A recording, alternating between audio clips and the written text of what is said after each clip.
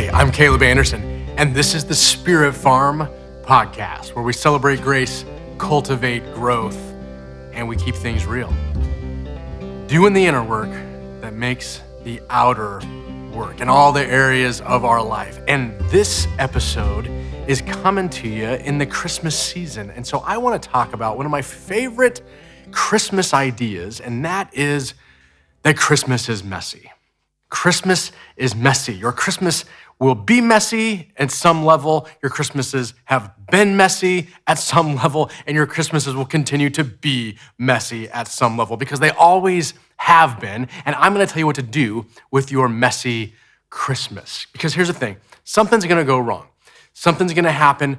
A family member's going to do something crazy. You're going to get in a car accident. No, I hope you don't get in a car accident, but maybe the car will break down.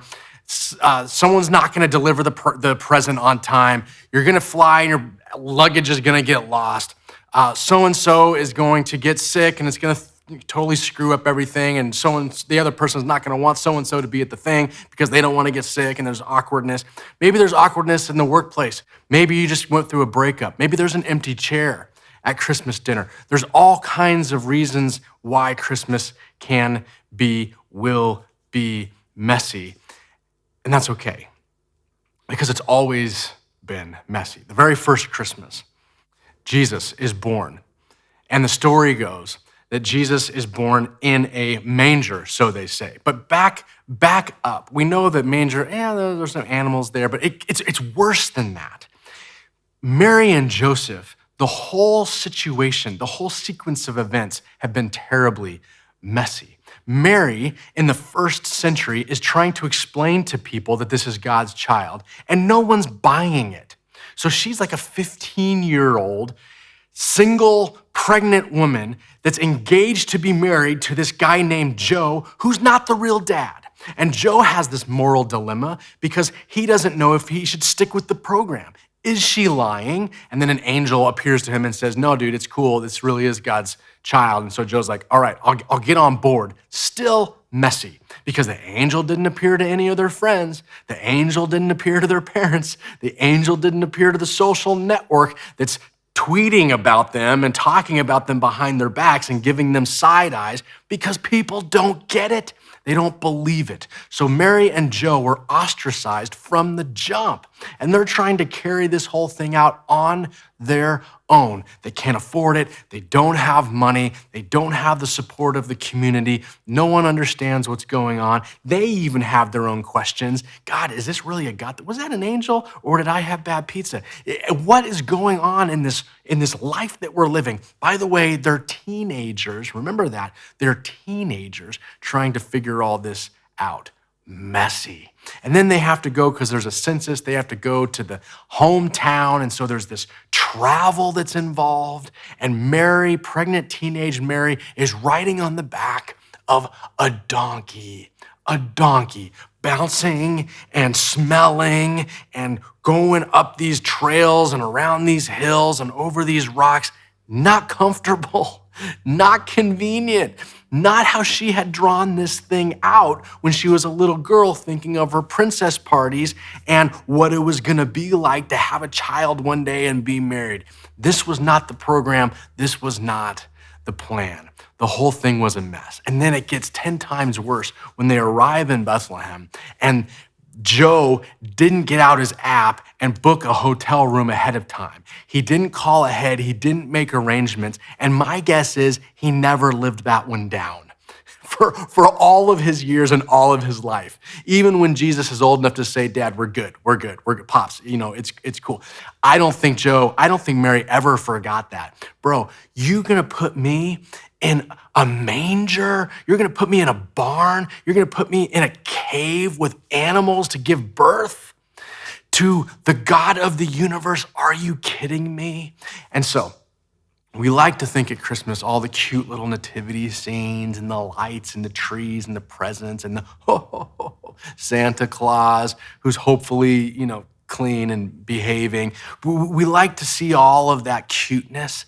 That's not the way it was. This dude put his pregnant wife probably in a cave with a bunch of animals that stink animals that make noise constantly, animals that are constantly backing that thing up right into Mary when she's trying to give birth, animals that are going to the bathroom a few feet away from where Jesus is pulled out of the womb, animals who are fighting with each other. And I mean, you get the picture? Gross, messy, a little bit of conflict between Mary and Joe going on about this time. And then it's the moment Jesus comes out. He's the God of the universe in skin. Messy. They don't have people there to help them. It's not a hospital. They don't have all the tools and equipment. It's a messy scenario. And then it's not over helpful in-laws that show up to greet this newborn.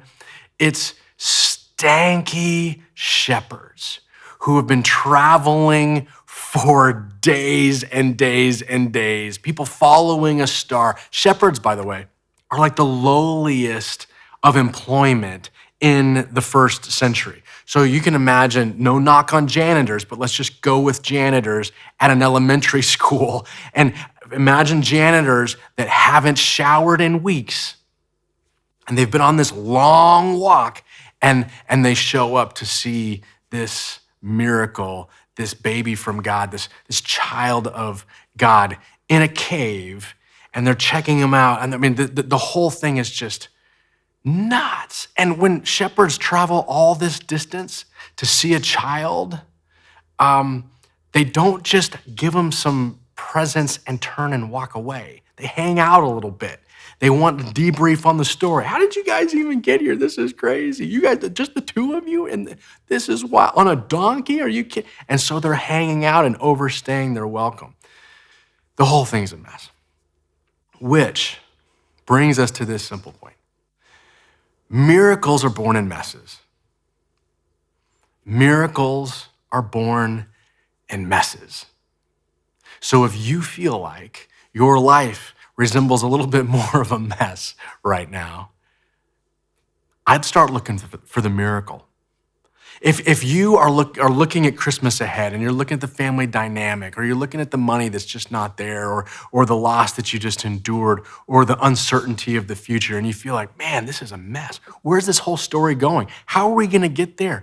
How is this all going to play out? I have no idea, and it just feels a little bit messy. Remember, miracles are born in messes, and they always have been. And there's something miraculous that God wants to just birth out of this mess. The God of the universe specializes. He's been telling us this since the creation of time. And then even more so, the birth of Jesus, God in skin. He's been telling us that he likes to bring good out of bad, that he likes to bring beauty out of messes, that he likes to bring something unexpected where it just looked like disaster and that nothing good can come of it. It's happened in my life on numerous occasions. I'm still looking for it in the messes of day-to-day life now, when I'm trying to figure out what's 2020 going to be about. I have questions. I have questions about how this plays out. I have financial questions. I've moved my family to a new place, and there's uncertainty around this mess. But miracles are born in messes. Look for it. Wait for it. With kind of palms open, inviting God to move. Just kind of surrender to it. God, I don't want to overthink this. I don't want to criticize this and be critical of this. Even though this breakup is painful, I'm going to look for the miracle. Even though this loss is absolutely devastating and it's not okay, it hurts, I'm still grieving, still, I'm going to look for the miracle in this mess. Even though the job went away, I believe that you have something better for me.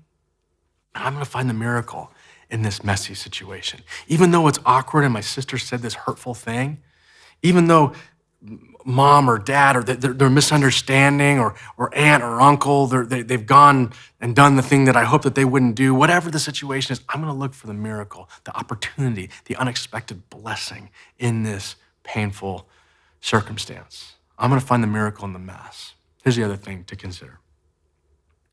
given what we know about God and Jesus and how he showed up and what he's teaching us still today about miracles and messes, you don't have to clean up for Christmas. You know what I mean?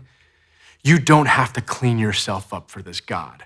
I think that there's been years and years of people putting on their Sunday best and looking the part and playing the Instagram, comparison game. And how do we project this image that's really not reality?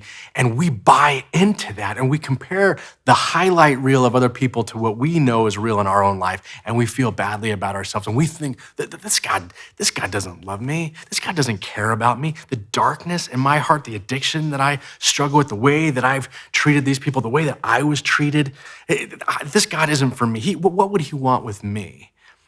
But man, God has made clear time and time again throughout human history, you don't have to clean yourself up for this God. We come as we are, in the middle of our mess, on a stinky donkey, and we show up and we just say, here's what I got. Here's what I got, like shepherds. Or like the famous story about the little drummer boy. I'm just gonna give you what I got. This is what I do. This is what I'm good at. This is what I can contribute.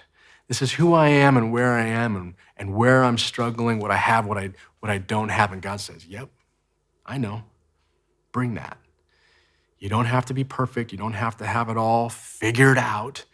It's okay that you have some doubts. It's okay that you've gone through some pain, you're not really sure how you're gonna process it and where you're gonna land. I got that. The God of the universe isn't biting his nails. Oh no, what's gonna happen? He's got that.